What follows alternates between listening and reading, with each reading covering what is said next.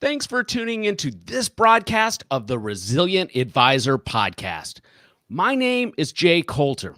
We are in the middle of a great financial crisis. There is chaos all over the country. Just last night, the governor of California has quarantined all 80 million of their citizens. Advisors are panicked. Clients are panicked. And now is a great time to make sure that you have your business plan, your crisis management plan in place. I have put together a 3-step plan. If you're struggling with managing your business through this crisis, please visit jcoulter.com/crisis, and I'll outline my 3 keys to managing your practice through this crisis. One of the keys that I recommend you do as you go through the process is reevaluating the risk profile of your clients. My guest today is Dr. Sarah Fallaw, who is the president of DataPoints. We are going to talk about some of the things that she's seeing from a psychological perspective, both for the advisors and for the clients. Now, if you're not familiar with Sarah's work, she is the co-author of the book, The Millionaire Next Door, and she's a very prominent speaker on the industry speaking circuit. She's also, ironically, a neighbor of mine here in the suburbs of Atlanta, Georgia. Thank you for coming on, Sarah. I'm glad to be here. Glad to have an adult conversation today. Now that we're all homeschool teachers. Now, that's exactly right. Yep. Yeah, Sarah and I were just talking about how we now have a greater appreciation for what the teachers in this country do. Absolutely. Absolutely. Well, so let's start. If you wouldn't mind, just could you give listeners a little bit of your background so we can set the framework for this discussion today and how it could end up helping advisors help their clients from a psychological perspective? Yeah, absolutely. So my background is in industrial psychology. So I started my career helping individuals and helping organizations hire individuals that could perform well on the job. And sort of in the background and in my, family business, my father was a marketing professor, was a researcher and author. He wrote The Millionaire Next Door. He studied affluent populations for, really all of his professional life. And, later into my career, I began working with him and started studying really what it took from a psychological perspective to build and maintain wealth.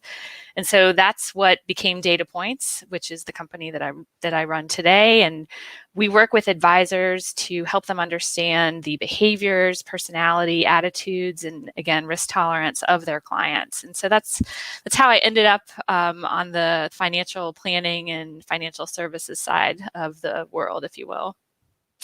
Yeah. So tell us a little bit about The Millionaire Next Door. The first book that your father wrote, The Millionaire Next Door. I remember reading that when I was sitting in a Dean Witter bullpen in the mid-90s. It was a great book and gave great insights into where wealth really is in this country.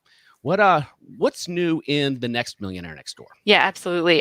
One of the things we have to that I say about The Millionaire Next Door is that in some ways it's kind of boring in the sense that there's no, it's still frugality that allows individuals to build wealth. It's still that self-discipline that you have to have when it comes to saving and spending behaviors. So from that perspective, there aren't a ton of headlines.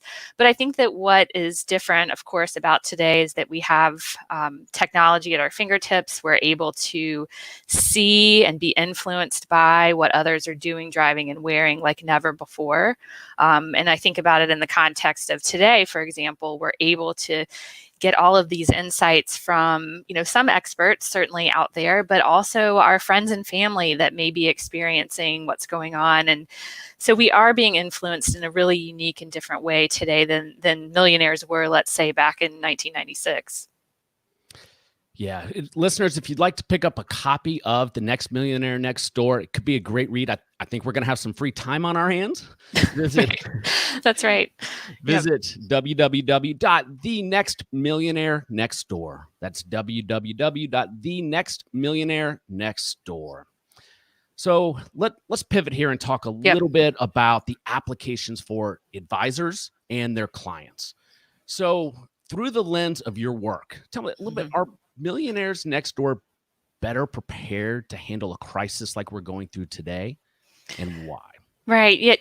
I think that when we think about the competencies or the characteristics that are required to build and sustain wealth for the long term, there are certain factors that we've uncovered that really can help explain why someone is really great at transforming income into wealth, and where others may fall short. And so what we know is that individuals that are, again, really great at building wealth over time have certain characteristics. They share certain characteristics. And we have a 6-factor model for what that looks like. And I know we have got a couple slides that look at that. And so what we see is that, again, those individuals that are successful at this tend to be frugal. They were frugal before March 13th, 2020, and they'll continue to be so into all the years after that, of course. They tend to be confident in their own skills and their abilities to manage their financial life. They also tend to be the people that ignore what other people are doing around them. So we call that social indifference. It sounds a little harsh, but if you are able to ignore the herd and ignore what others are doing, whether we're talking about spending and saving behaviors or really from an investing perspective, you're better off. And so those are the kinds of, I guess, if you will, a profile of what a millionaire next door looks like from, again, a psychological perspective. And those are the kinds of insights that we provide at DataPoints. And so advisors use that information to not only understand overall if the client or the prospective client that they're dealing with kind of has that propensity to be a millionaire next door, but then also if they don't, where they can help guide them. Because what we know, of course, is that the way to build and save wealth over time is, through certain behaviors, but those behaviors can be impacted by our personality and so forth. So that's really where and how advisors are using our program today. But again, from a millionaire next door perspective, they've had these behaviors that are going to allow them to be successful, really regardless of the environmental conditions around them. So my apologies to podcast listeners, but for those of you watching the video production here, I have a screen up now that shows what the building wealth profile looks like from the tool from DataPoints.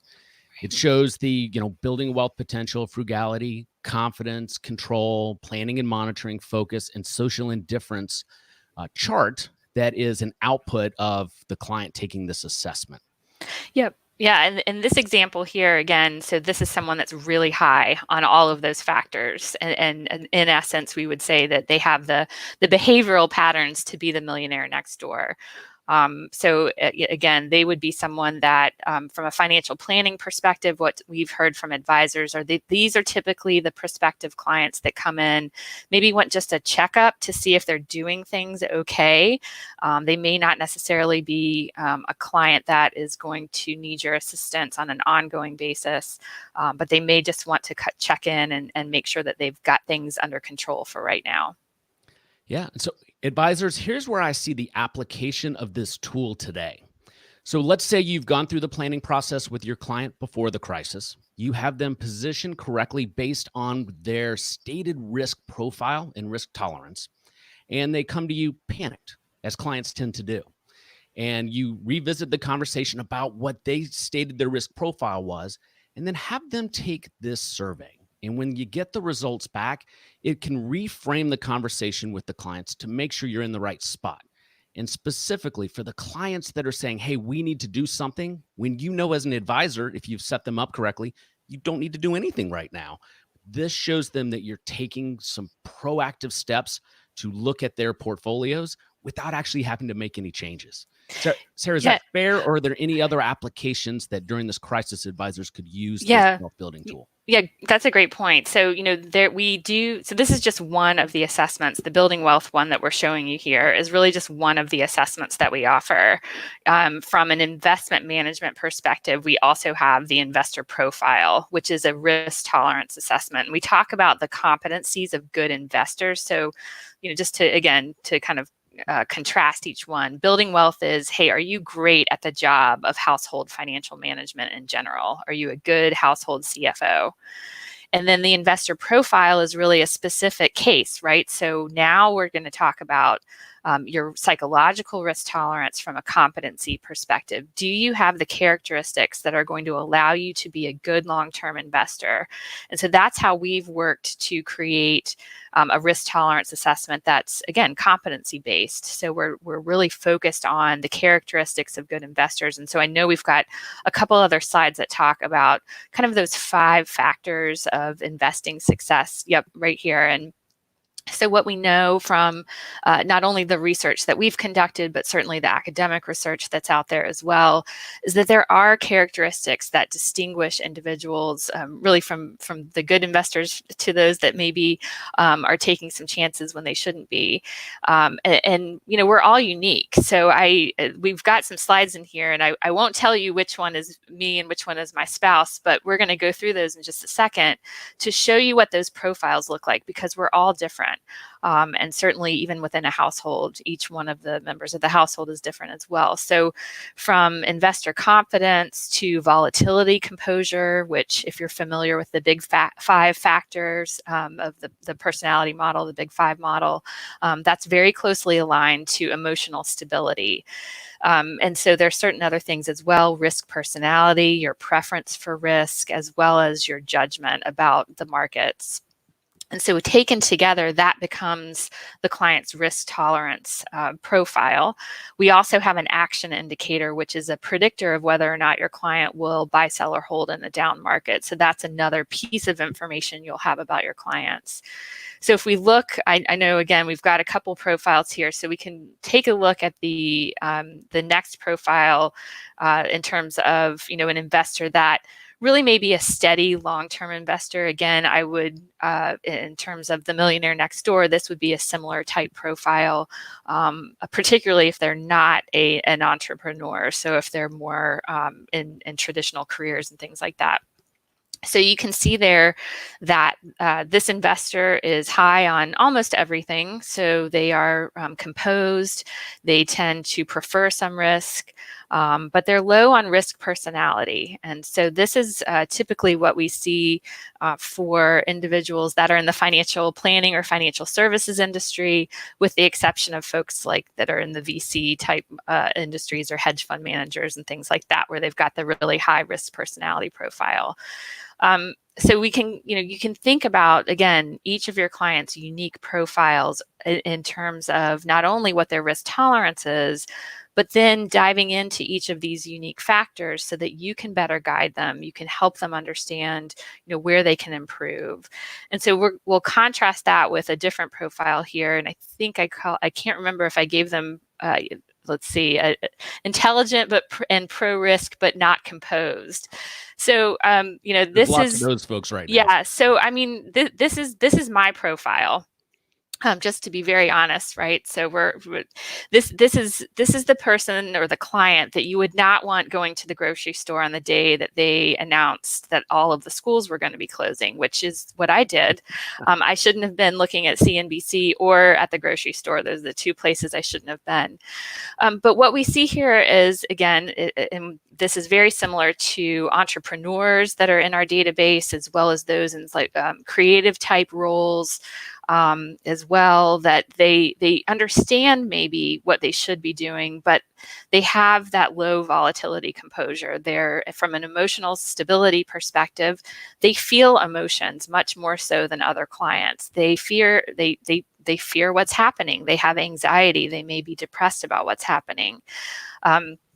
Particularly for those kinds of clients, I think, and Jay, maybe you'd agree that speaks to having that network of professionals that you can call on to help clients that are maybe, you know, really feeling some of those negative emotions right now. So whether you work with individuals that are associated with the Financial Therapy Association, or even like the AFCPE, those types of organizations, really having a network of individuals that can help you with a client, especially right now that's having those kinds of feelings. So Sarah, if an advisor were to start using this today, right here as we're in the middle of this crisis, and they start using it with their clients, will the clients report differently as they're filling out the profile today than they would have, say, 45 days ago? Yeah, great question. So, we've done our best on our side to use, again, the science of creating tests, which is psychometrics, which ensures that the assessment is reliable, which means every time I give the assessment, in general, I'm going to get the same scores, and valid. So it's actually a predictor of making decisions during market downturns and things like that. So we have the technical merits that go along with it, but certainly this is an extraordinary circumstance. So there could be some slight changes, especially in things like risk preference. But we've balanced that with the other components that are a little more stable over time. So what we've told advisors, because we've had that very question, we've had lots of folks come to us this week, particularly new advisors or advisors that are new to DataPoints, asking us, hey, can we start using this now? And certainly you can, understanding that we would recommend then retesting in about 6 to 12 months afterwards. Yeah, so I would suggest executing it almost like a campaign with your clients. Mm-hmm. So could you speak a little bit, and unfortunately, I don't have slides that I was hoping to be able to pull up my account. I've been having some technical difficulties today. From the advisor experience, if they're using DataPoints, I've used it. Listen, this is easy and seamless. And if an advisor wanted to implement this in their practice today, you simply sign up for an account and you start sending out the risk profile questionnaires. Sarah, could you speak to that? Yeah, absolutely. So we've made it, pretty easy for advisors to work with us. We have integration through Zapier, so you can connect it to your CRM. We do have, so you simply add your clients, whether you import them, copy and paste them, or add them one by one, or again, if you're using the integration feature that we have. And then they get started right away. So you can invite them through our system. You can send an invitation.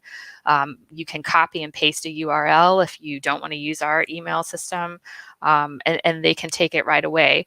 The other option is that you can actually embed a link for your clients to get started on a client portal. So we have embedded links where they can go and, even if you're using all of the assessments that we offer, you can allow them to choose which tests they want to take if they're interested in learning about their attitude or, again, their risk tolerance.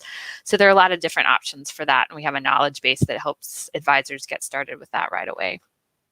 So say you're writing a regular blog here during the crisis. At the bottom, you could put this link, encourage people to go and take this profile. And let me tell you, you also uncover some potential prospects by leveraging this tool as well. Yeah, so we actually have a whole set of assessments in addition to the investor profile that are designed specifically for capturing leads, like you mentioned in your blog. And so we call those engage assessments. They're very short.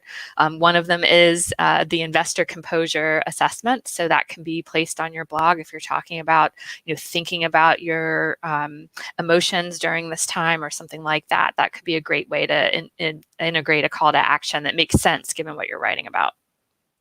Any other tools on there that advisors could leverage here during this crisis to help serve their current clients, but also prospect?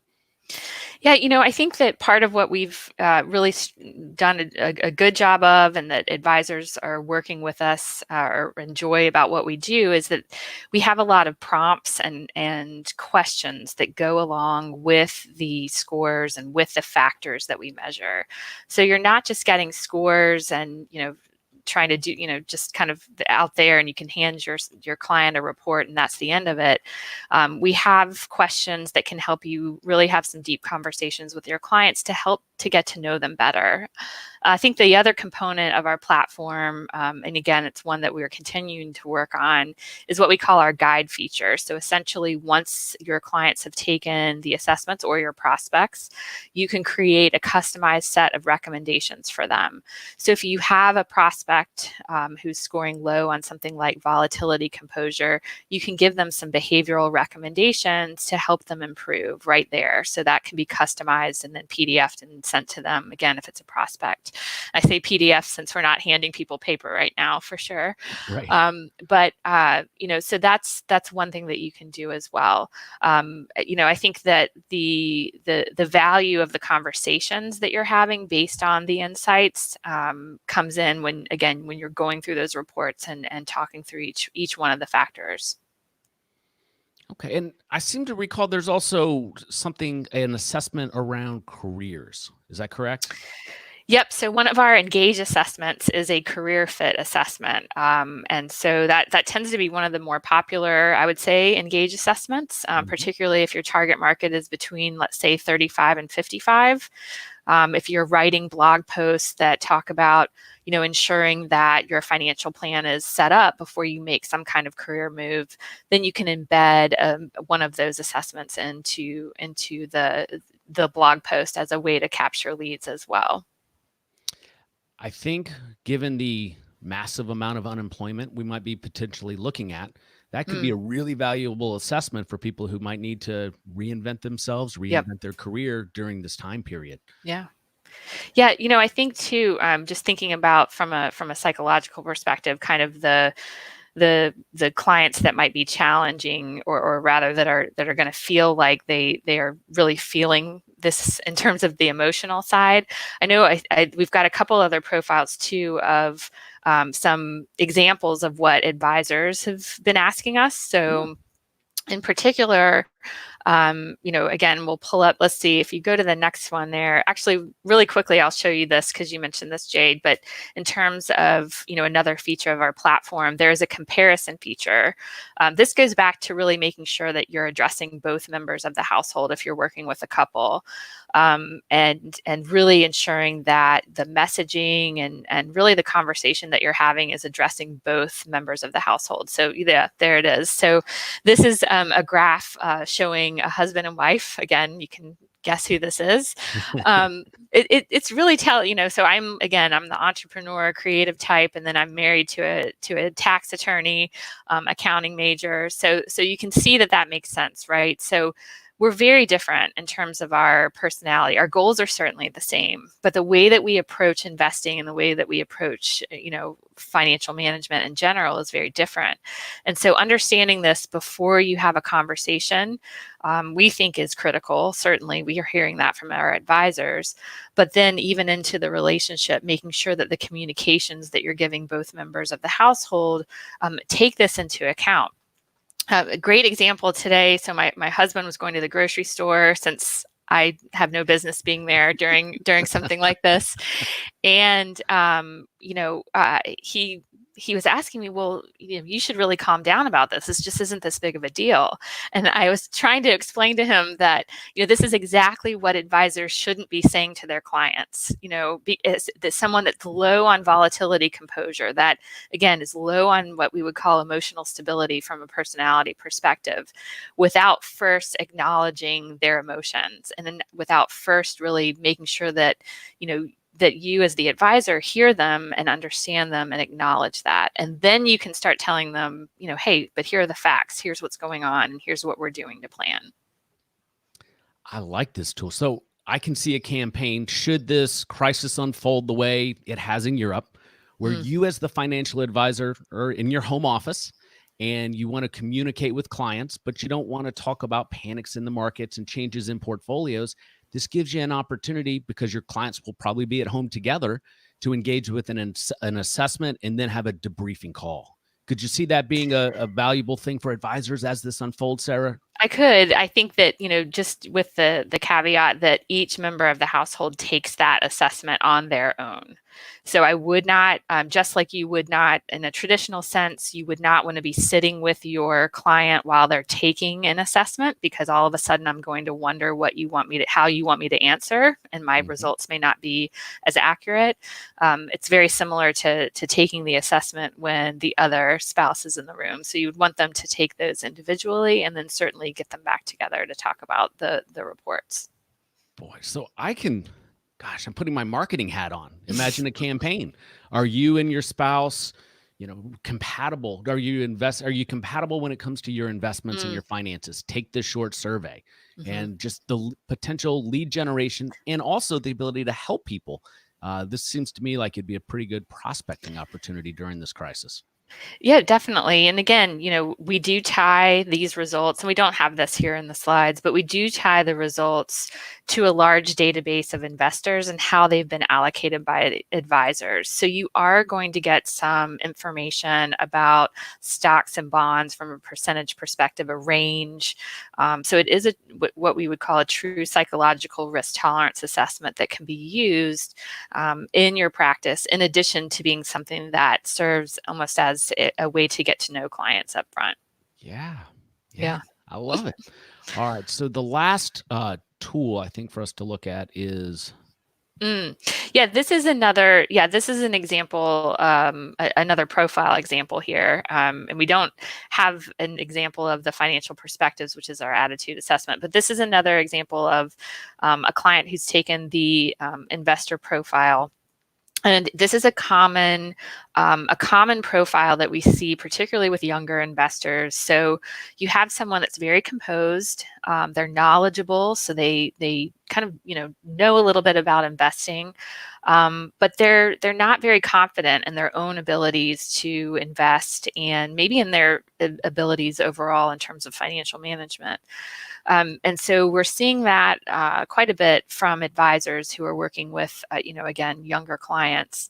And this to me is really an opportunity, because you can help your clients become more confident through education, through the knowledge that you share with them. But again, understanding that about a client firsthand can help you, tailor your communications to them. So again, in our platform, you're able to sort clients by their scores. You can know right away which clients are going to be open to, learning a little more about what's going on, and some education that would benefit from that, I should say. You're also able to sort them by that action indicator, which again is a predictor of whether or not your client will buy, sell, or hold in a down market. And so those are the kinds of things that you can get from an aggregate perspective that can help you in your communication or marketing campaigns, really your client success campaigns. So I have used the DataPoints platform, helping advisors have conversations before the crisis. It really is a robust offering that could help your practice in this environment. If you are sitting around trying to figure out what to do in this environment, and you want to look at a new tool to have those discussions, I highly, highly recommend taking a look at DataPoints. They offer a trial period. Sarah, could you tell advisors a little bit about what's involved with the trial period with DataPoints? Yeah, absolutely. So you can sign up on our website. It's a free 2-week trial. It's a full trial, so every assessment that we offer to advisors is included. We do a personalized walkthrough. So typically we're a small business, like many of the advisors that we work with, and we walk you through, really how to use the tool, help you get started with some workflows and things like that. And then during that trial period, just like all of our clients, you're invited to our Facebook group, as well as any of our open office hours or CE credit sessions that we offer. And then certainly we send out a newsletter every Friday, and are available pretty much 24/7. So that's what's included in the trial. And again, you can certainly send it out to clients or prospective clients during that trial period. There's no contract or anything like that. Excellent. Yeah. So, Sarah, I really appreciate you coming on. These are incredibly challenging times for advisors. Your tool makes a lot of sense for advisors that want to try and add that extra layer of value and provide comfort for clients. Again, advisors, if you do not have a plan to manage through this crisis, please visit jcoulter.com/crisis. I outlined my 3 keys to managing your practice through the crisis. One of the components is considering reevaluating risk with your clients. DataPoints makes that incredibly easy. Sarah, thanks so much for coming on. Thank you for having me.